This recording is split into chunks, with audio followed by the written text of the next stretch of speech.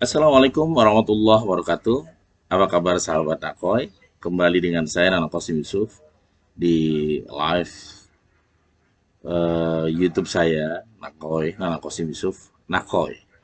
Jadi sahabat-sahabat yang great, mudah sekali tinggal klik NAKOY dan jangan lupa langsung di like, komen, dan subscribe ya.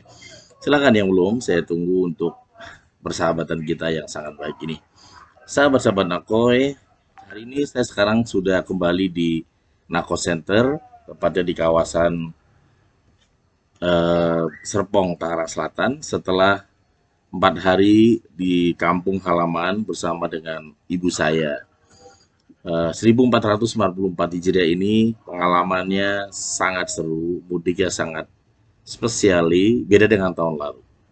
Saya mengucapkan terima kasih kepada semua pihak keamanan, terutama kepada ya Polri yang telah berhasil membuat jalur mudik, baik mudik maupun jalur kembali ini, ya alur balik ini juga begitu baik, bahkan lebih lebih rapi dibandingkan tahun lalu. Walaupun jumlah pemudik jauh lebih banyak, tetapi kemacetan itu tidak saya alami pada kepulangan kali ini. Berbeda tahun lalu, saya pulang juga tersendat sekali, macet, bahkan mulai dari Pondok Indah sudah macet, sampai ke Cirebon juga udah macet, sampai ke Tol Ciledug sudah macet. Yang menariknya juga kembalinya juga macet. Dari mana macetnya? Dari Tol Ciledug sampai ke Jakarta. Saya dari Tol Ciledug saja, Ciledug Cirebon sampai ke Palimanan membutuhkan waktu hampir 3 jam. Sesuatu yang sangat tidak masuk akal. Macetnya parah, tidak bisa bergerak, dan kemudian apa yang saya lakukan? Saya melakukan langkah yang no box, sebuah langkah yang sangat berbeda teman-teman yang kruid. Apa itu?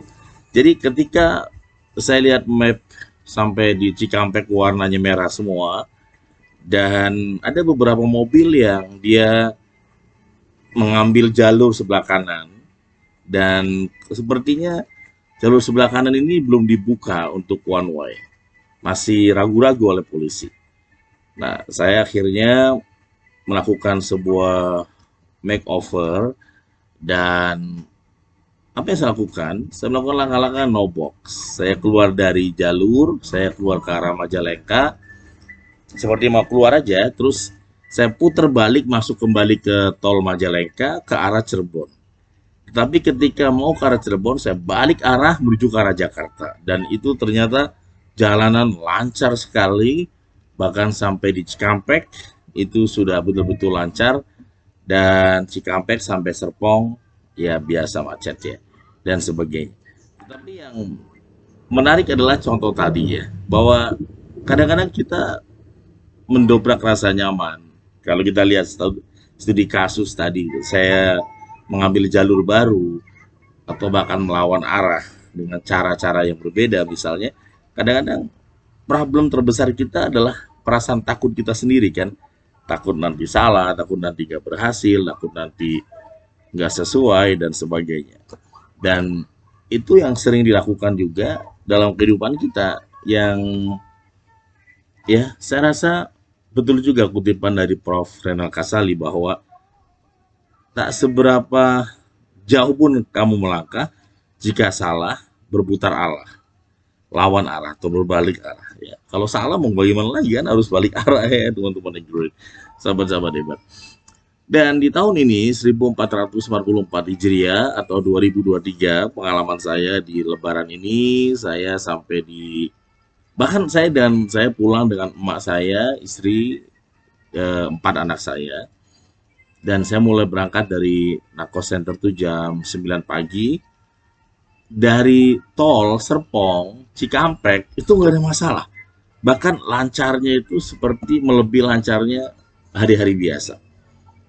Kita masuk ke tol layang juga aman, bahkan ya buat video karena betul-betul ya exciting sekali ya, bahwa ternyata lancar gitu. Akhirnya kita sampai ke Cikampek, Cikampek masuk tol Cipali juga lancar, Cipali lancar. Hari Lebaran ya, itu saya 1 hari sebelum Lebaran ya, hari Jumat. Sebenarnya Lebaran di Muhammadiyah sudah lebaran ya. Kemudian saya sampai di sampai di Indramayu mulai pelan. Indramayu ke Cirebon itu kecepatan sekitar 80, tapi jalan, bukan macet ya, jalan karena volume bawa mobil banyak. Dan saya sampai di rumah itu jam setengah tiga. Itu sebenarnya kayak jalur normal, jalur biasa pun saya ngalami itu teman-teman yang great, sahabat-sahabat yang hebat. Jadi pengalaman ini ternyata pulangnya juga sama. Saya pulang kemarin hari Senin tanggal 24 April 2023, tepat di mana Bunda Dewi Milad ulang tahun, dan berangkat pagi sekitar jam 9 juga, sampai di Nako Center juga sekitar jam 2. Ya kurang lebih jam 2. Dan itu kayak sama persis seperti pulang ya. Enggak terlalu macet ya, bahkan sangat lancar sekali. Jadi sahabat-sahabat yang great, saya mengucapkan selamat Hari Raya Idul Fitri 1444 Hijriah. Mohon maaf lahir dan batin, dan semoga fitrah ini kita kembali. Idul Fitri, Id itu kembali, fitrah itu kepada kesucian. Suci itu minimal ada 3 hal. Yang pertama adalah bersih. Jadi orang yang ya yang pertama adalah indah. Ya. Jadi orang yang suci ini berarti dia kembali kepada keindahan. Ya, jadi maka para muslimin dan muslimat yang berpuasa Ramadan, setelah selesai bulan puasa dan dia masuki Idul Fitri, dia kembali kepada keindahan. Allah itu indah dan Allah menyukai keindahan. Maka kita disarankan menggunakan pakaian-pakaian yang indah, bukan mahal ya, yang indah, yang wangi, yang menarik, ya, agar kita dilihat oleh teman-teman kita juga indah.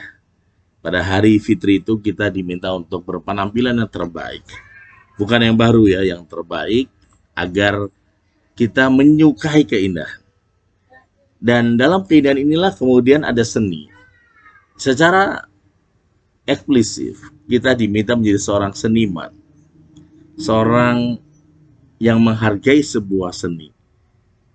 Semua ini butuh seni ya, bahkan ya seni juga sering muncul dalam lagu, bahkan azan juga ada seninya kan.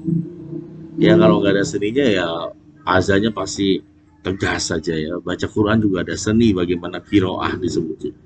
Hidup ini juga seni, the art. Ya. Dalam Seven Wonders disampaikan the art of esoteric thinking, the art of esoteric silence, the art of esoteric success, the art of esoteric soul, the art of esoteric wisdom, the art of esoteric vision, bahkan sampai the art of esoteric surrender. Seni. Jadi jiwa seni kita ini harus diaktifkan kembali, dihidupkan kembali. Seniman itu selalu menyenangkan, fun with blessing, menyenangkan dirinya dan menyenangkan sekelilingnya. Setelah Idul Fitri ini, mari kita menyenangkan diri kita. Mari kita appreciation of life. Mari kita menyenangkan jiwa kita sendiri. Walaupun mungkin saat ini sejujurnya kita bukan kelompok orang-orang yang harusnya tersenyum, harusnya menangis, bahkan mungkin menggerutu dan marah.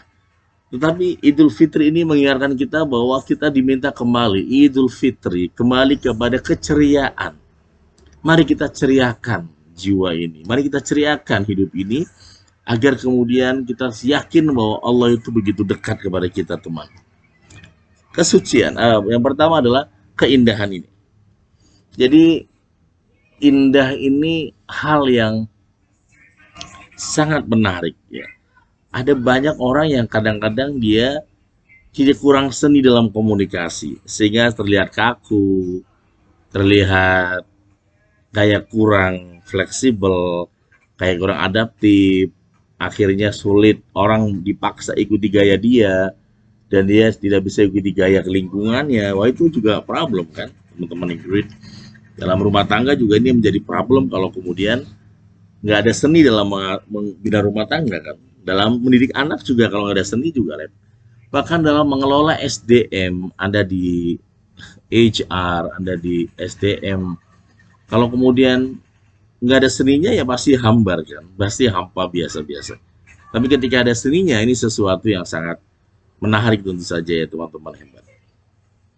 Dan yang kedua adalah selain seni adalah ya di dalam Idul Fitri. Fitri artinya suci. Dalam kesucian itu ada yang namanya ya satu hal, yaitu ya selain juga keindahan adalah juga ya kebenaran. Kita diminta untuk menemukan kembali kebenaran kita, bukan pembenaran kita. Kita diminta menjadi seorang yang kemudian memiliki ya ilmu atau ilmuwan. Seorang ilmuwan adalah orang yang kemudian mencari kebenaran, bukan pembenaran. Maka penelitian itu biasanya ada penelitian yang terdahulu akan disempurnakan atau dicari kembali novelty-nya atau riset gap-nya oleh peneliti-peneliti setelahnya kan. Karena kebenaran itu kemudian relatif ya teman-teman yang great. Dan kita diminta kemudian menjadi seorang ilmuwan. Ilmuwan itu apa sih? Orang yang mencintai ilmu, orang yang menghargai ilmu, orang yang hidup dengan dunia keilmuan, orang yang menghidupkan majelis-majelis, orang yang menghidupkan pengajian-pengajian, orang yang menghidupkan suasana keilmuan dalam kehidupan dia, orang yang tidak hanya bicara tapi juga mempraktekkan ilmunya, orang yang membaca Quran, yang membaca buku, baca pengetahuan, seperti perintah kepada Rasulullah adalah Iqra, itu adalah ilmuwan. Dia rela melakukan banyak hal demi ilmu, rela berkorban banyak hal demi ilmu. Ilmu pengetahuan sangat penting. Dan yang terakhir, kita diminta menjadi seorang budiman.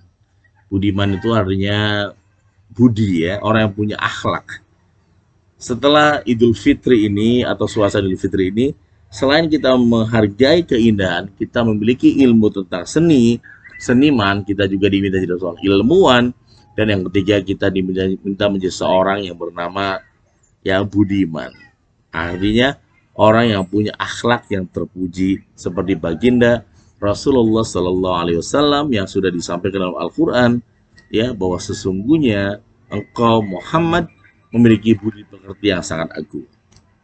Nah inilah tantangan kita di Idul Fitri atau di Syawal ini ya. Apakah kita bisa menjadikan diri kita jadi seorang seniman, orang yang bisa menyenangkan diri kita dan lingkungan, kemudian jadi seorang ya juga ilmuwan yang mencintai ilmu pengetahuan, dan juga menjadi seorang budiman, orang yang punya akhlak budi pekerti yang agung. Semoga insya Allah kita semua bisa. Saya Nakoy, wassalamualaikum warahmatullahi wabarakatuh.